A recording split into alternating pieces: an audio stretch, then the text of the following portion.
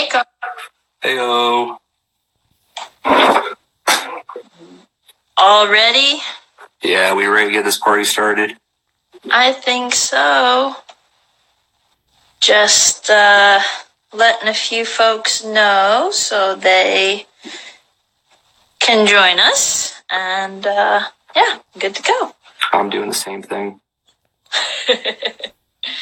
All right, looks like we have a couple people coming in. Thanks, guys, for joining us.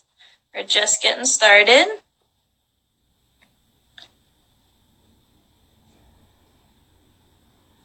How was your holiday? It was good, very relaxing. Nice.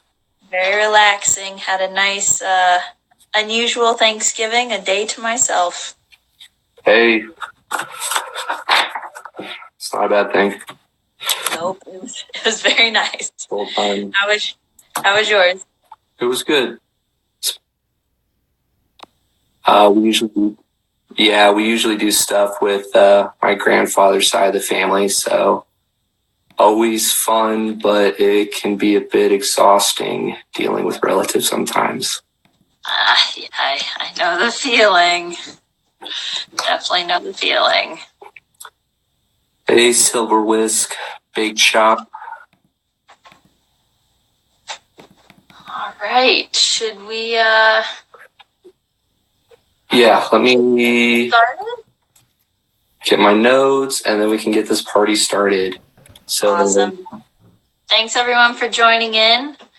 Very excited to have you here, and we're going to be doing a cookbook review / book review with a cooking demonstration thrown in the mix. So I got some surprises for you. Yeah, it should be fun. So, Give the Girl a Knife. Interesting title. Not what I would think for a cookbook. No, I took the book with me to a yoga retreat, and I had a lot of comments. People are a little bit worried. Right. No, it's okay. It's a memoir written by a chef. Right. I left my knives at home. I did.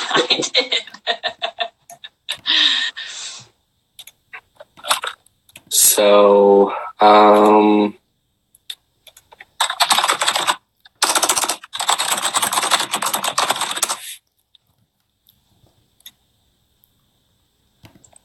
Should I go ahead and get the pan ready for our cooking demonstration? yeah, I'm just pulling up the summary. Give the Girl a Knife is by, how do you say your last name? Amy Thielen. Yes. All right. Great. Pardon me, guys, while we move around the kitchen a little bit. Hope I don't make anybody feel sick. So that Natasha and I both read over the holidays is Give the Girl a Knife. And it's the Goodreads says, a beautifully written food memoir chronicling one cook's journey from her rural Midwestern hometown to the intoxicating world of New York City fine dining and back again in search of her culinary roots.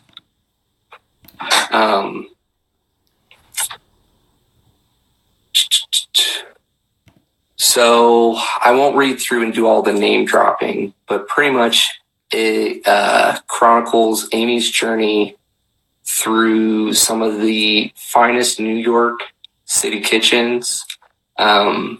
She has Midwest roots, so there was a lot of times reading back there. Growing up in Indiana, just smiling, nodding like, yeah, Midwest culture. If you have any food service background, you'll do a lot of smiling, nodding as well. It also focuses on how her family roots inspired her, tales with her grandmother. And yeah.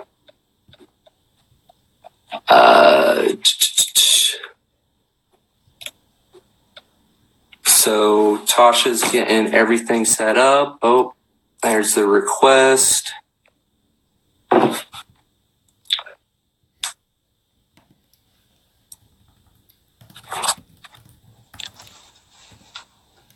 Hey, the Mogon. All right. I think we got this cooking demonstration just about ready to go. Pan's nice and hot. So as Carl was mentioning, Give a Girl a Knife was written by Amy Thielen, and she also has an award-winning cookbook called The New Midwestern Table. So we're going to be doing butter. So we have a haddock that's just been seasoned with salt and pepper, and then a light dusting of rice flour. Keep it gluten-free. Putting a little oil in the pan. Going to put the fish in the pan. And as some of you know, fish cooks pretty quick. So I'm just going to watch for the color to come up the side. And then we'll be adding some flavor with butter and thyme. So one of the things I really like about this book is she writes like a chef, just going into great detail about what she's making. There were a lot of good sections where, yeah, it was like we're there.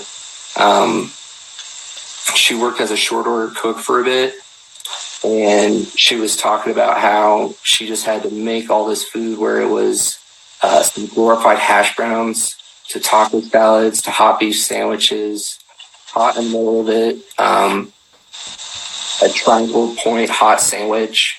And I remember, restaurants, it's all about the presentation, right? And how you have it set up. Working in Steak and Shake, the fries had to be inside the turkey club, those triangle squares.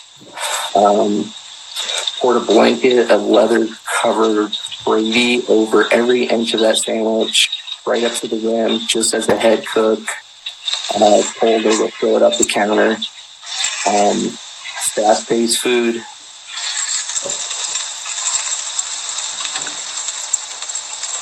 It also, she does a good job talking about the differences between home cooking and the requirements of cooking in the restaurant, right?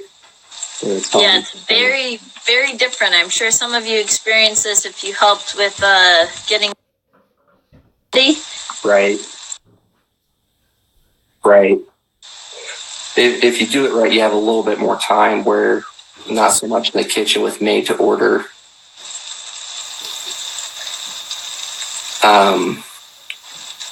Also, once you learn to cook, it kind of creates its own challenges at home, because you're always drawn to improv in the kitchen. That's one thing.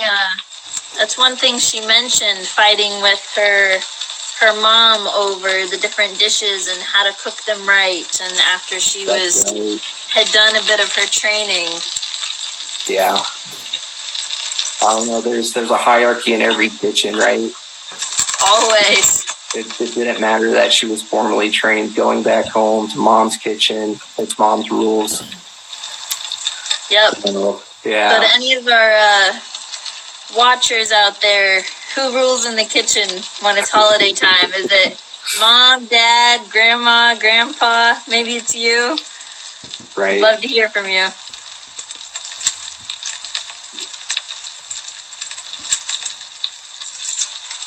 I know when I'm cooking at home, my mom and I definitely share the kitchen pretty well. It depends on what we're cooking as to who rules the kitchen that day. Right. Play to your strengths. Exactly. So just back to the fish. It's cooked about 2/3 of the way up, so I'm going to flip it over and then add the butter and thyme.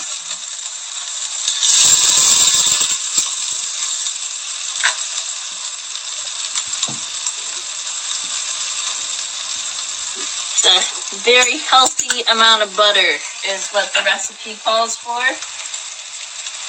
I love butter. The idea is that you're slowly browning the butter, and you don't have to put it all on your plate, but you end up getting the flavor from the butter over the fish.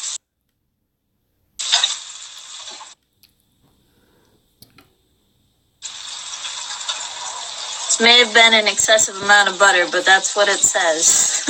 No. Butter's so good for you, too.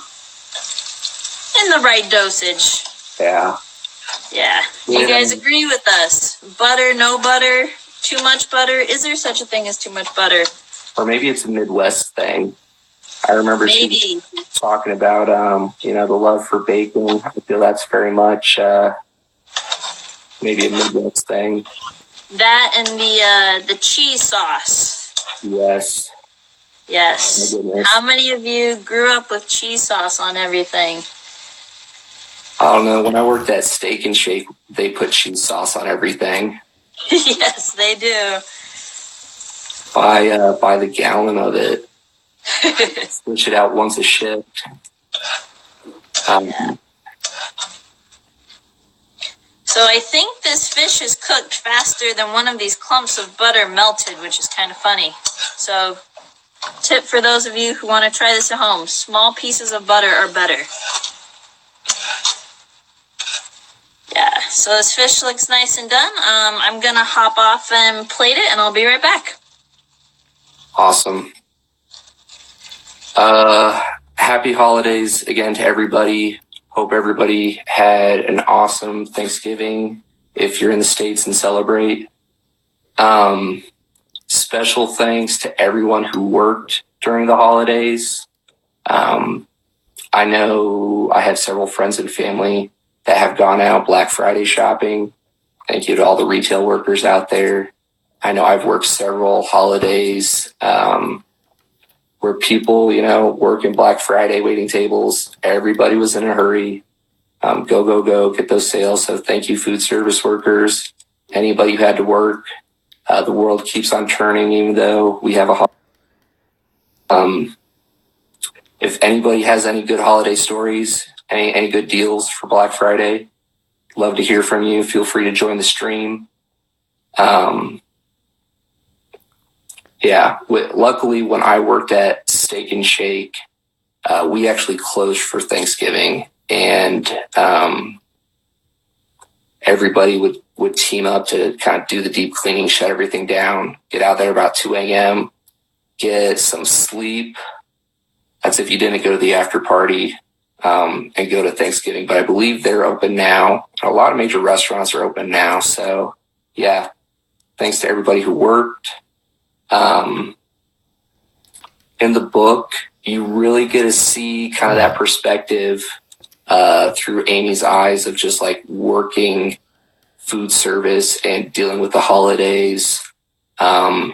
She goes on to talk here. She's calling her dad, and she says it's all 6-day weeks, Dad, 13 to 14 hours a day. And he's all excited. He's like, wonderful, He was a car salesman, I believe. So, he's used to working those long hours. But I could definitely relate to working food service, especially around the holidays. Everybody wanted time off, so there was like plenty of shifts. And you just make it happen, holiday crowd or not. So, that looks good. All right, so what do you guys think? I'm going to dig in just a second, but I want to show you a couple other dishes that we have from the new Midwestern Table. So also made one of the herb sodas, so I opted for mint. It's basically a little bit of simple syrup with some lemon juice, mint, and sparkling water. Very delicious, easy to make. Have butternut squash bread. I did make some modifications to make it gluten-free, just like the fish. So it's a free, very delicious, flavorful, highly recommend it. If you guys want recipes for some of these things, we've got some links to share, and they'll be on our website soon. That's right. So what are your thoughts on the cookbook itself? I didn't get to read it. I really enjoyed hearing about kind of her experience tweaking with some recipes and getting them ready. Yeah, let me flip the camera around and I will answer that question in 1 second. Right.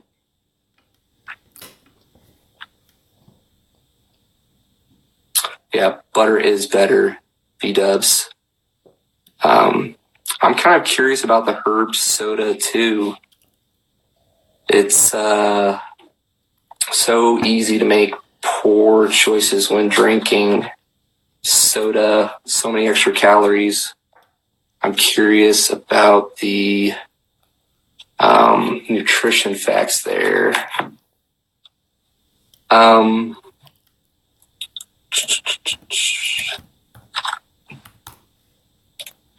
Let me get this here.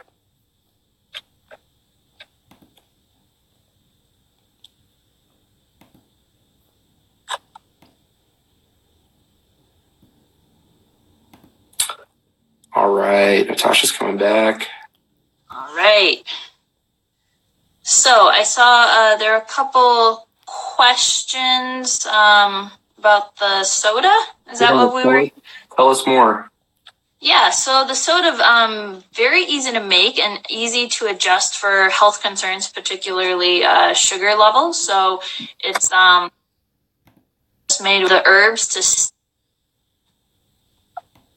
steep in the simple syrup, and then add a little bit of lemon juice, chill it, and then mix it with the sparkling water. So you could just adjust the amount of the flavored syrup you've made. It's essentially, in my case, mint and lemon flavored syrup, soda syrup. So you can adjust the concentration, if you will, of the flavor by adding some more herbs or a little more lemon juice, putting a little less of that syrup, a little bit more of the sparkling water, and there you go. You have a lower sugar option if sugar is something that you're watching. But I think the recipe in the book, it was definitely sweet like a soda, but not overly sweet. So it's a nice treat, we'll say, and very refreshing. You said you have to steep the herbs for a bit. So like how long from start to finish? Do you want to start it earlier in the day? So I started it earlier just so it would have time to chill. Okay. So I steeped the herbs as the simple syrup was cooling down, and then mixed the lemon juice and let all those flavors mingle for a couple of hours before I added the sparkling water when I was ready to drink it, which is right about now. There you go. I keep asking you questions when you're trying to eat that. That's okay. I'm gonna enjoy some of the soda. I hope you guys try out the recipe and let me know what you think. Right. So let's see how this fish tastes. I haven't had a chance to try that. So kind of. Oh, yeah. Butter. Butter is the way to go. In case anybody had doubts. Butter makes everything delicious. You can never have too much butter. Well, there's some left in the pan if anybody wants some. There you go. You can put it on some bread, some toast. Mm-hmm. Yeah. Actually, one flavored butter because it has the herb and a little bit of the fish flavor, and use it for mashed potatoes or rice or winter squash or anything else you want to put butter. Even just toast the next morning or whatnot. Yeah, there you go. Way to reuse and make use of all the ingredients. So those who have spent some time working in a kitchen before, one of those moments that I kind of had to smile and nod a little bit was she talks about the hunger paradox, particular to line cooks. The strange phenomenon that occurs the moment your feet touch the pavement, when your appetite surges back like a demon after a dinner service full of glorious tastes that have temporarily suppressed it. It's so true. Like when working in the kitchen with all the friends after a day, we didn't want to eat there. We would end up going to somewhere that was open late after our shift and getting something to eat, or you go back home and you cook. She talks about how after working around food all day, like in some of the nicest kitchens, she would like to go to this local place about like 12:30, She says, and before going home, I hit the Pakistani cab stand on Church Street, where the middle-aged ladies dump my choice of meat, 2 vegetables, rice, or naan, just completely loads it out. And she talks about how it was full-flavored food these women scooped was as powerful as kryptonite in comparison. Just, I'm sure the food was great, but having something else to eat after a home, having some good food. Good morning. I don't want to butcher her name. Jashad. Sorry. Thanks for joining us. The food part too, she mentioned even just a simple sandwich. It can be a quick grab and go, but even something as simple as a sandwich, you just need food after something like that. And coming back to Thanksgiving, I've had times when I'm hosting Thanksgiving and I spend all day in the kitchen prepping everything. Yeah. And I don't realize how hungry I am until I sit down at the table. I'm like, I'm starving. Right. I can only imagine if that was, day in and day out. Right. The comment about the sandwich, which I thought was funny, I don't have the quote, but she was talking about hearing some of the guys in the kitchen, these same chefs that she's working those 6-day weeks, sometimes 7, the 13, 14-hour days where these guys actually cook for a living. And I remember as soon as I started working food service, it was always assumed that I was going to be the cook when I showed up or whatnot to family functions. But they talk about the simple pleasure of having their significant other make them a sandwich, even though they're professional cooks and their partners weren't. Just the simple pleasure of a simple meal made by somebody you care about. Yeah, for all of you watching out there, like, what's your favorite meal for somebody to prepare for you, no matter how simple it is? But at the end of a long day, what is that food that you want to eat? And it's really nice if you don't have to make it yourself. Right. A little comfort food after a long day. Yeah, for me, it's hash browns. Pretty easy to make, but yeah. How do you have them? There's a lot of different ways to do hash browns. Yeah. The frozen kind that are, they're like these little smiley faces, and you just throw them in the oven. Yeah. Yeah, they're pretty good, and they make me smile. Unless every once in a while one comes out with a frowny face, and then I'm like, goes defensive. Yeah. That's funny. Let's see, what would be my comfort food at the end of the day? I like a good stir fry, just like whatever I'd pick up typically at the farmer's market, whether it be peppers or always garlic, onions.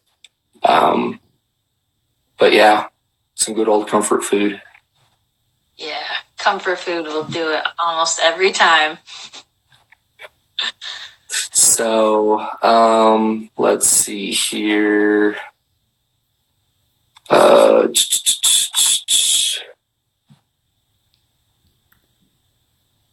think that's one thing too that's nice about Midwest food is it's a lot of comfort food. When you think about what are the staples, mostly falls in the realm of comfort food. You've got a lot of potatoes, a lot of stews, a lot of butter. Right. Yeah. It's yeah. Trying to think back to some recipes my mother made. A lot of farm style cooking, a lot of extra fat. I remember when we were younger, you didn't waste anything, any grease or baking fat. If you cook something, you save it, you use it in something else. And she, in the book, Give the Girl a Knife, you get to see that through her parents. And she visits, kind of how her grandmother did things and those traditions that get passed down. Yeah, there was an interesting part where she was talking about learning from her grandmother all the different recipes, and she discussed the part about not wasting anything, but also just how you learn recipes. It's very different in a professional kitchen versus having a recipe passed down generation to generation to generation. It's more of a taste and feel and muscle memory where you know when the dough is ready by how it looks and how it feels and how it behaves, not by how many minutes you kneaded it or something like that. It's you can't get that very well from a piece of paper. And I know in some of my experience, you could read the recipe and it gives you all the components and it tells you how to do it, but so much is by taste or by feel or by visual. I could think back to when I worked at a station where we cooked meat. After a while, yeah, you always tempt the food, but so much of it's visual where you can just look at it and see how it sweats and be like, okay, it's not quite ready yet. And sure enough, yeah, that XP, sure enough, like after a while, when I would get helpers, students who would work at the station, I could just tell them, hey, temp that, temp that, temp that. And just by looking at it, it was more accurate than any thermometer almost. But yeah. It's just all that experience. And going back to the book, when she was discussing her time in some of the nice restaurants in New York and kind of moving up the ladder in the kitchen, the different stations that she worked, and the way that she described it, I mean, I've never been in a professional kitchen, but it sounded like being on the meat station is a pretty big deal. So, to have and when the food's ready, when it's without having to temp every single piece. Right. Yeah. In a perfect world, yeah, but in a kitchen where you're trying to get stuff out, it's got to move. So, yeah. So I don't know if you guys are anxiously waiting, but we've got this curried butternut squash bread here. Haven't tried it yet. I'm going to take a bite. It looks pretty good. I'm imagining it's a lot like pumpkin bread, but I'll let you know. Did you get some of that butter? Sorry.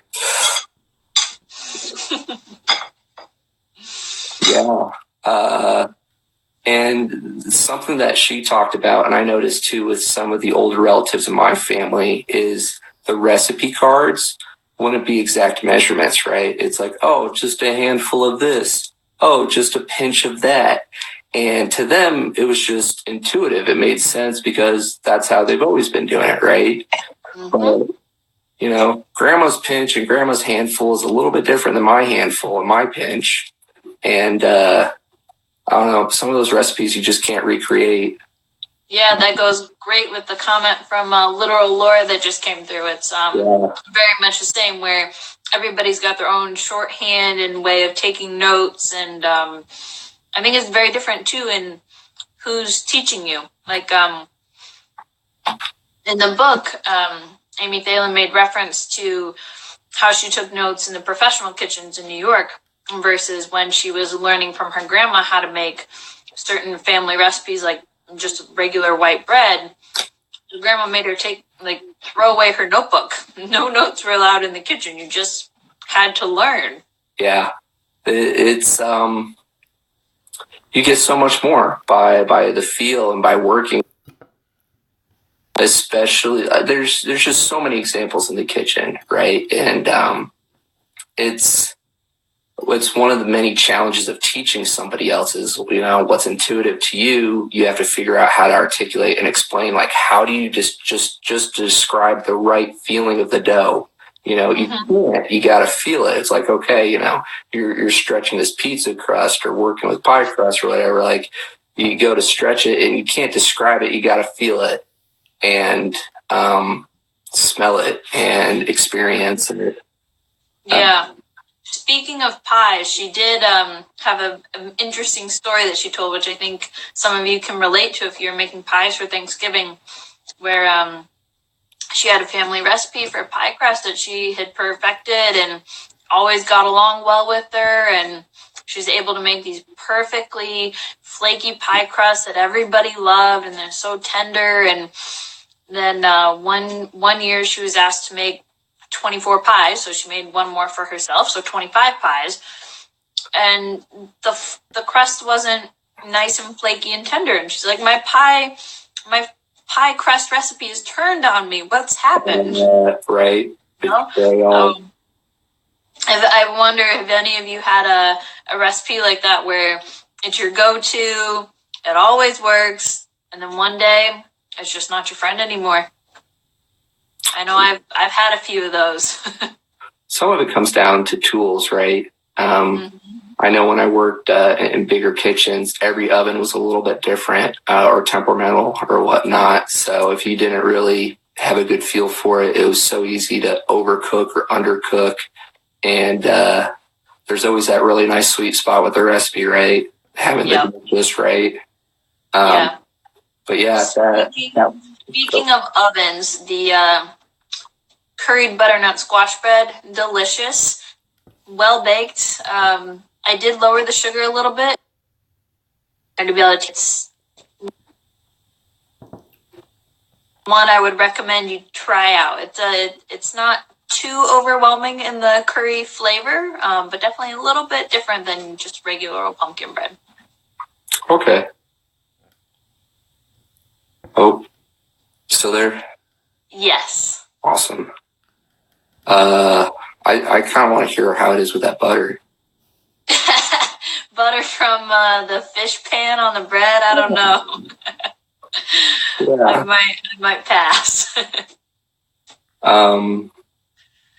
So another on the subject of like Thanksgiving and Midwest, the Tupperware, I had a good chunk of that from my Midwest roots. I forget was it an ice cream one that she said her grandparents used? Yeah, I think it was an ice cream container. So before we get too far into the story, if you guys want to comment, if you have family or relatives who store everything in old Tupperware, and I don't mean store-bought Tupperware, I mean like old Cool Whip containers or old butter containers, things like that. Yeah, I wonder if it depends on region. Maybe. My grandparents always used butter or off-brand butter containers for everything. I remember going to visit, and before I really figured it out, I was like, why do you guys have so much of whatever butter in your fridge? And it's that guessing game, because they usually weren't labeled. It was like, oh, on this shelf, it's whatever. Yeah. And I played the same guessing game as a kid until I understood what was going on. Right. Yeah. It's cheaper than buying Tupperware, I guess, reused. Yeah. And it goes back to kind of the Midwestern philosophy of use what you, including the old containers. You just reuse them until they're no good anymore. Yeah. Oh, yeah. Yeah. But that's one thing that was commented in the book, too, is Midwestern cuisine, which is highlighted in the cookbook, the new Midwestern Table. It's delicious, and there are ways to elevate simple ingredients, fresh ingredients, local ingredients, seasonal ingredients, but it's just not as much emphasis on the presentation. It's packaged up in these old butter Tupperwares and put in the fridge, and but it's delicious food. I know that in some parts of my family who've always lived in the Midwest, it was very much an agricultural thing. So it wasn't so much about presentation; it's about the quality, hearty food out on the table, and you reuse everything, and it's good food. It's just definitely different. Yeah, and speaking of different, I won't go into the details in case some of you are eating or have just eaten, but there was one part of the book where I'll just say she was using up all the parts of a very particular animal, and there's a Midwestern delicacy that I have not had the pleasure of trying, and I kind of hope I don't. Just reading about it was enough for me, but it was interesting to see just how far you can go to really use up everything that you have. And local, right? And waste not. The eat what you kill locally, or her own garden, hearing about her experience with that. Our garden growing up wasn't that big, but we always had different herbs and little things out there growing had up. My fair share of experiences with city gardening and trying to grow vegetables. I've even tried to grow vegetables in my apartment. So grown hydroponic bell peppers and attempted a cucumber. We'll say that was 80% successful, but I did not eat the cucumber. Did not look very good, but there was a cucumber that was grown in a Boston apartment. So yeah, it's how is that? How is it different in comparison? Growing your own stuff over in the Midwest where land is so plentiful. I mean, everybody here has a yard, but you talk about the East Coast, there's a lot less space, right? She lived in apartments versus having a garden that she could grow her own food. Yeah, in the cities, it's hard. You have obviously less space, and if you have space, it might be a small window box where all you can do is herbs and some lettuce. Yeah. Or it might be you have a balcony or maybe a fire escape and you put some tomato plants on it. But even then, it depends on how much sun you can get. Right. Because in cities, a lot of the buildings are close together, so it's hard to grow a lot of things. But luckily, there are a lot of farmers markets where you can get things locally sourced that are seasonal, which was a big emphasis in the book of eating seasonally, because she would grow a lot of things in her garden and then pickle them or preserve them in some way to kind of last throughout the winter and pack them up, move them to New York. And that's what they ate for a good part of the year, and then go back and grow the next year's crops. Eat real food, right? None of the store-bought preservatives. It's interesting following her story, how she kind of figures that out early on, the challenges of growing a garden and make. So, yeah, there was one part where she was commenting how hard it was to make a potato taste good, where she had just dug up this potato and she's like, I should be able to make this taste as good as it seems. It's fresh from the garden. It can't get better than this. Right. And by the time it was on the table, she was disappointed. But she got over that. She learned the tricks to make the vegetables sing and have the flavors come through. So. And you hear that in her story. It's all right, or just being okay isn't good enough, right? The perfection of the craft of,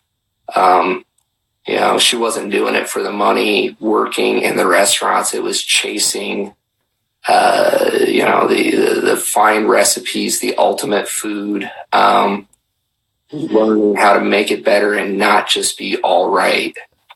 Or okay. And then it was hard coming because she would go back and forth between New York and Minnesota all the time, and you get used to certain ingredients being available in New York, and you go back to Minnesota, and I run into that going from Boston to Indianapolis all the time, which is getting better now. I'm surprised at the things I see sometimes, pleasantly surprised, but there's still some things that are just hard to find. I have to bring them on the plane with me or something if I want them.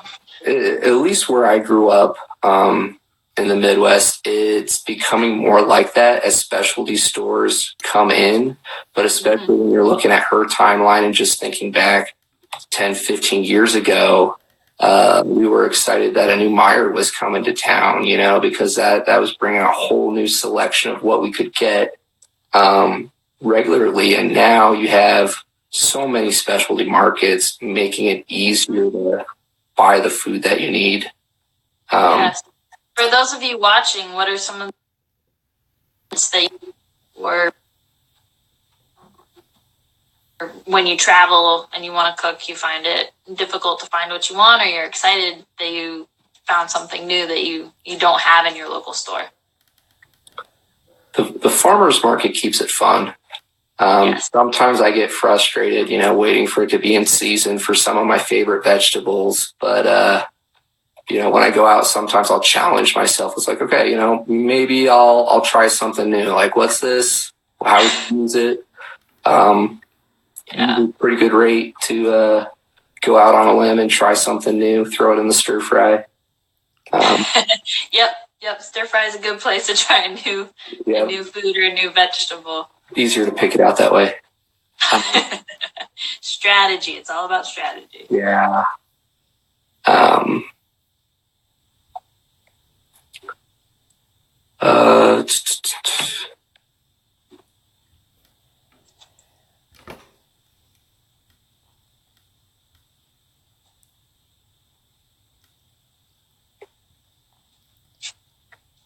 So, what you guys, go ahead, what were some of your favorite things about the book? Favorite things? I think my favorite was her story about the pies, because I've never tried to make 25 pies before, but I can't even imagine making 25 pies, especially in a small apartment oven.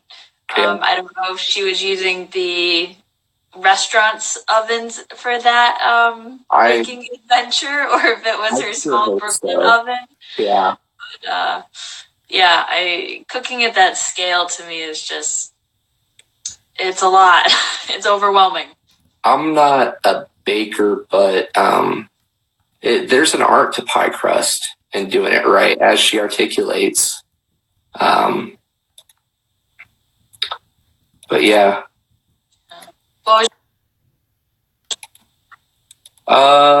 Man, should have been ready for this question considering I just asked you, right?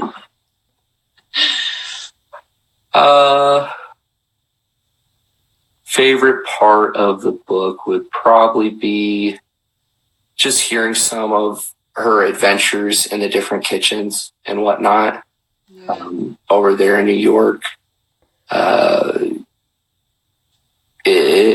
I felt, granted, I never worked in high scale restaurants, but she really captured the hustle and bustle of, you just make it happen in the kitchen, right? It's people are there to serve or be served, try these new foods, and it's a big team back there working together to make it.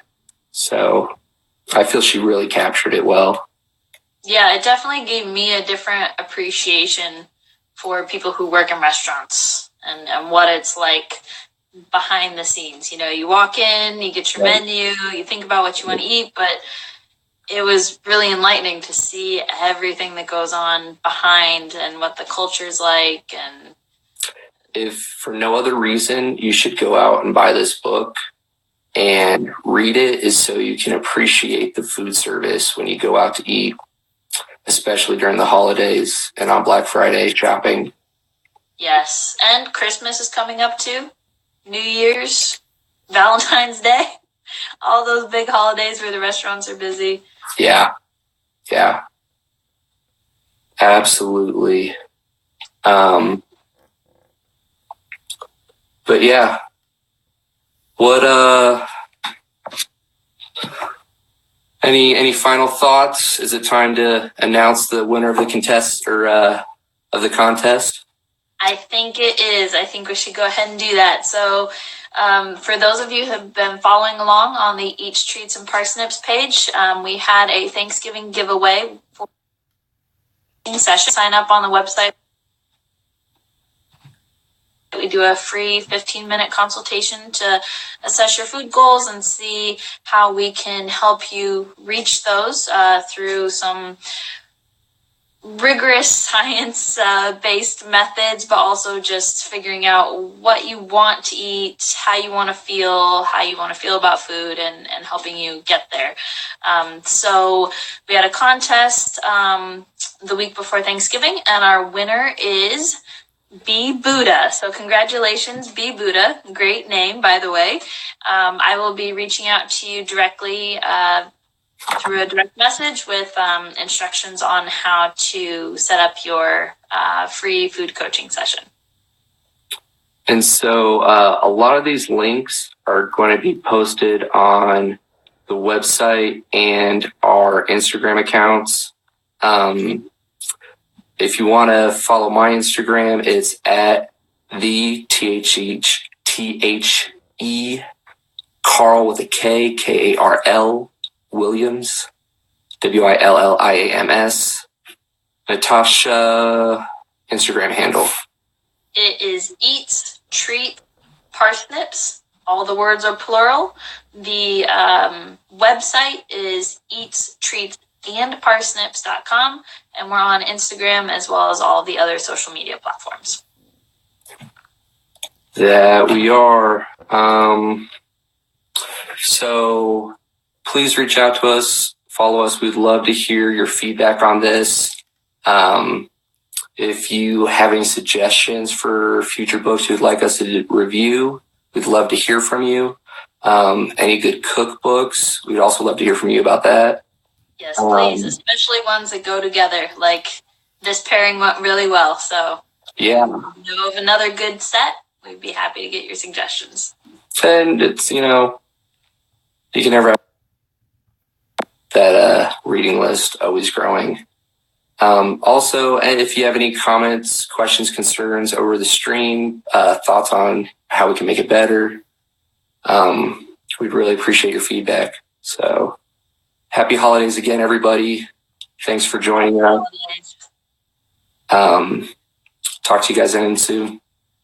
Yep. Thanks for joining.